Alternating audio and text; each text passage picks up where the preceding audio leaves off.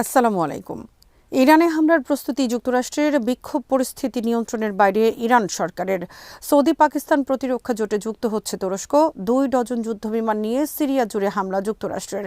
JF-17 fighter jet বিক্রির হিড়িক পাকিস্তানের। বাংলাদেশের কাছে বিক্রি করা যুদ্ধবিমানে থাকছে তাইমুর নামক শক্তিশালী এয়ার লঞ্চড মিসাইল। বিডিফিউজ ইনফোটেনমেন্টে স্বাগত জানাচ্ছি, আমি সুরভি দিবা। আজ জানাবো প্রতিরক্ষা সংক্রান্ত গুরুত্বপূর্ণ কিছু খবর। নিউ ইয়র্ক টাইমসের খবরে বলা হয়েছে, ইরান আক্রমণের জন্য প্রস্তুতি নিচ্ছে যুক্তরাষ্ট্র। এ বিষয়ে প্রেসিডেন্ট ডোনাল্ড ট্রাম্প যুক্তরাষ্ট্র সেনা সদর দপ্তর পেন্টাগনকে হামলার কয়েকটি অপশন বিষয়ে নির্দেশ দিয়ে রেখেছেন। যুক্তরাষ্ট্র আর্মিকে প্রস্তুত থাকতে বলেছেন যে কোনো নির্দেশ পালনের জন্য।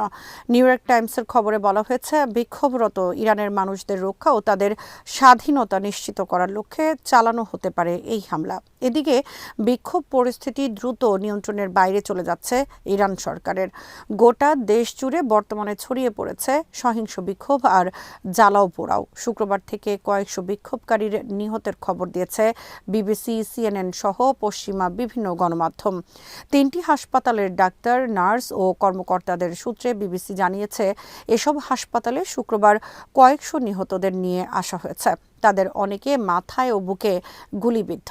এসব হাসপাতালের চিকিৎসা সক্ষমতা ধারণ ক্ষমতার বাইরে, এমনকি জায়গা নেই লাশ রাখার। বিবিসি পার্সিয়ান বিভাগের খবরে বলা হয়েছে, শুক্রবার রাতে রাশদ শহরের পৌর সিনা হাসপাতালে 70 জন নিহতদের নিয়ে আসা হয়, কিন্তু তাদের মর্গ আগে থেকেই লাশে ভর্তি, ফলে তাদেরকে ফিরিয়ে দিতে বাধ্য হয় তারা। যুক্তরাষ্ট্রের প্রেসিডেন্ট ডোনাল্ড ট্রাম্প বিক্ষোভকারীদের প্রতি সমর্থন জানিয়ে বলেছেন, ইরানের মানুষ স্বাধীনতা চায়, তারা এবার এমন কিছু পেতে যাচ্ছে যা অতীতে কখনো হয়নি। ট্রাম্প শুক্রবার আবারও কঠোর হুঁশিয়ারি দিয়ে বলেছেন, বিক্ষোভকারীদের হত্যার পথ বেছে নিলে ইরানে হামলা করবে যুক্তরাষ্ট্র। ইরান সরকারের পক্ষ থেকে বলা হয়েছে, যুক্তরাষ্ট্র, ইসরায়েল সহ পশ্চিমা বিভিন্ন দেশের মদদে ইরানের সরকার বিরোধী আন্দোলন চলছে। আন্দোলনকারীরা পশ্চিমা মদতপুষ্ট এবং তাদের অনেকেই পশ্চিমা এজেন্ট। এদিকে গত বৃহস্পতিবার থেকে গোটা ইরানে ইন্টারনেট বন্ধ। রোববার পর্যন্ত শতাধিক গুরুত্বপূর্ণ শহরে ছড়িয়ে পড়েছে সরকার বিরোধী সহিংস বিক্ষোভ। অর্থনৈতিক দুরবস্থা, জিনিসপত্রের নিয়ন্ত্রণহীন দাম বৃদ্ধির ফলে গত প্রায় 1 মাস ধরে ইরানের সরকার বিরোধী আন্দোলন চলছে। বর্তমানে এই আন্দোলন রূপ নিয়েছে সরকার পতনের দাবিতে, আর এতে প্রকাশ্যে সমর্থন দিচ্ছে যুক্তরাষ্ট্র। তাদের উদ্দেশ্য, ইরানে 1979 সাল থেকে চলে আসা ইসলামী বিপ্লবের ধারাবাহিক সরকার ও শাসন ব্যবস্থা উৎখাত করে যুক্তরাষ্ট্রপন্থী কাউকে ক্ষমতায় বসানো এবং ইসরায়েল রাষ্ট্রের নিরাপত্তা হুমকি দূর করা। পাকিস্তান সৌদি আরব প্রতিরক্ষা চুক্তিতে যুক্ত হতে যাচ্ছে তুরস্ক। এ বিষয়ে 3 দেশের মধ্যে বর্তমানে উচ্চ পর্যায়ে আলোচনা চলছে এবং তুরস্ককে এ চুক্তিতে যুক্ত করার সম্ভাবনা রয়েছে। যুক্তরাষ্ট্রের সংবাদ মাধ্যম ব্লুমবার্গ শনিবার প্রকাশ করেছে এই খবর। গত সেপ্টেম্বর মাসে রিয়াদে পাকিস্তান সৌদি আরবের মধ্যে ন্যাটো আদলে প্রতিরক্ষা চুক্তি স্বাক্ষরিত হয়েছে। চুক্তি অনুযায়ী এক দেশের উপর হামলা উভয় দেশের উপর হামলা হিসেবে গণ্য হবে এবং আক্রান্ত দেশের পক্ষ নিয়ে যুদ্ধ করতে হবে অপর দেশটিকে। ব্লুমবার্গের খবরে বলা হয়েছে, পাকিস্তান সৌদি প্রতিরক্ষা চুক্তিতে তুরস্ক যুক্ত হলে আমূল বদলে যাবে মধ্যপ্রাচ্য, এশিয়া সহ বিশ্বের বৃহত্তর অঞ্চলের সামরিক মেরুকরণ। এমনকি তুরস্ক ছাড়া আরও একাধিক দেশ বর্তমানে সৌদি পাকিস্তান প্রতিরক্ষা চুক্তিতে যুক্ত হতে আগ্রহী বলে খবর বেরিয়েছে। ব্লুমবার্গের খবরে বলা হয়েছে, মধ্যপ্রাচ্যের বর্তমান যুদ্ধ পরিস্থিতি, ইসরায়েলের আগ্রাসী হয়ে ওঠা এবং ন্যাটোর প্রতি ডোনাল্ড ট্রাম্পের বিরূপ মনোভাবের কারণে তুরস্কের নিরাপত্তা সংকট বৃদ্ধি পাচ্ছে। সে কারণে দেশটি পাকিস্তানের মতো পারমাণবিক শক্তিধর দেশের সাথে ন্যাটো আদলে প্রতিরক্ষা চুক্তিতে আগ্রহী। এতে করে দক্ষিণ এশিয়া সহ এশিয়ায় বৃদ্ধি পাবে তুরস্কের সামরিক প্রভাব।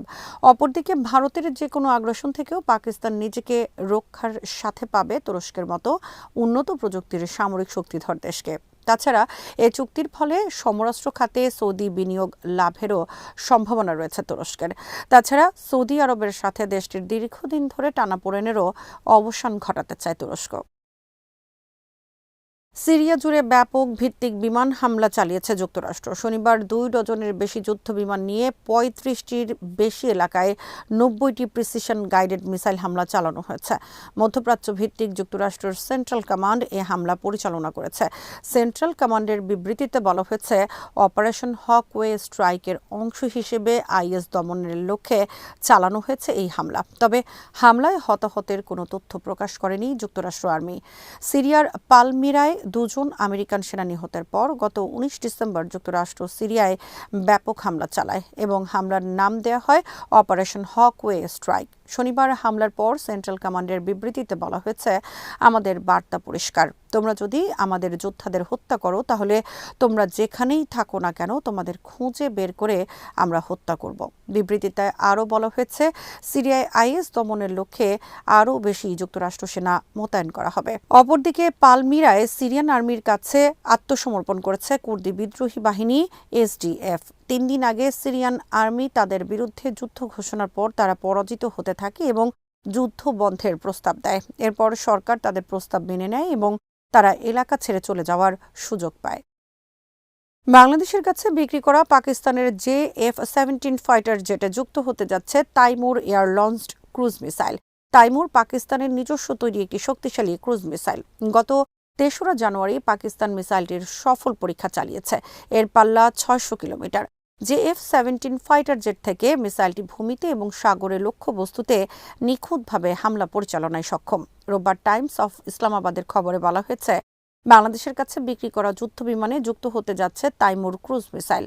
মিরেজ 3 নামক একটি যুদ্ধবিমান থেকে তাইমুর মিসাইল পরীক্ষার সময় দেখা গেছে এর test of earth navigation, guided system সহ উন্নত প্রযুক্তির কারণে প্রতিপক্ষের বিমান থেকে ছোড়া মিসাইল এড়িয়ে চলতে পারে। Taimur air launched cruise missile উদ্ভাবন পাকিস্তানের মিসাইল প্রযুক্তির ক্ষেত্রে নতুন আরেকটি মাইলফলক। সাবসনিক এই ক্রুজ মিসাইলের আরেকটি বৈশিষ্ট্য হল লো অবজারভেবল। 1200 কেজির মিসাইলটি অতিশয় নিচ দিয়ে এমনকি 152 মিটার উচ্চতায় উঠতে সক্ষম। ফলে প্রতিপক্ষের যুদ্ধবিমান থেকে মিসাইলটিকে প্রতিহত করা অনেক কঠিন। এতে থাকা টার্মিনাল গাইডেন্স সিস্টেম সহ শক্তিশালী প্রযুক্তির কারণে প্রতিপক্ষের ইলেকট্রনিক ওয়ারফেয়ার এবং জ্যামিং সিস্টেম কোনো কাজে আসে না। পাকিস্তানের রাদ নামক ক্রুজ মিসাইলের আধুনিক ভার্সন হল Taimur air launched cruise missile. এদিকে পাকিস্তানের JF-17 যুদ্ধবিমান বিক্রির হিড়িক পড়েছে। ইরাক ও সুদান পাকিস্তান থেকে কিনতে যাচ্ছে প্রায় 100 JF-17 যুদ্ধবিমান। সুদানের সাথে $1.5 বিলিয়ন ব্যয়ে 30টির বেশি JF-17 এবং মূসক প্রশিক্ষণ বিমান চুক্তি হতে যাচ্ছে দ্রুত। পাকিস্তান বিমান বাহিনীর পক্ষ থেকে বলা হয়েছে, আরও 9টি দেশ বর্তমানে পাকিস্তান থেকে যুদ্ধবিমান কিনতে আগ্রহী। টাইমস অফ ইসলামাবাদের খবরে বলা হয়েছে, ইরাক পাকিস্তান থেকে JF-17 ফাইটার জেট কেনার আগ্রহ প্রকাশ করেছে। শনিবার পাকিস্তান বিমান বাহিনী প্রধান জহির উদ্দিন বাবরের বাগদাদ সফরের সময় ইরাক বিমান বাহিনীর পক্ষ থেকে এই আগ্রহের কথা জানানো হয়েছে। $multi-billion মূল্যের JF-17 এর সাথে পাকিস্তানের তৈরি মূসক প্রশিক্ষণ বিমানও কিনতে চায় ইরাক। এদিকে তুরস্কের ন্যায় পাকিস্তানও দ্রুত এগিয়ে যাচ্ছে ড্রোন সহ বিভিন্ন সমরাস্ত্র প্রযুক্তির ক্ষেত্রে। শনিবার পাকিস্তান নেভি সফল পরীক্ষা চালিয়েছে তাদের নিজস্ব নির্মিত একটি আনম্যান্ড সারফেস ভেসেল। সম্পূর্ণ অটোনোমাস এই রণতরী নির্মাণে সফলতা সাগরে পাকিস্তানের দ্রুত শক্তি বৃদ্ধিতে সহায়ক ভূমিকা পালন করবে।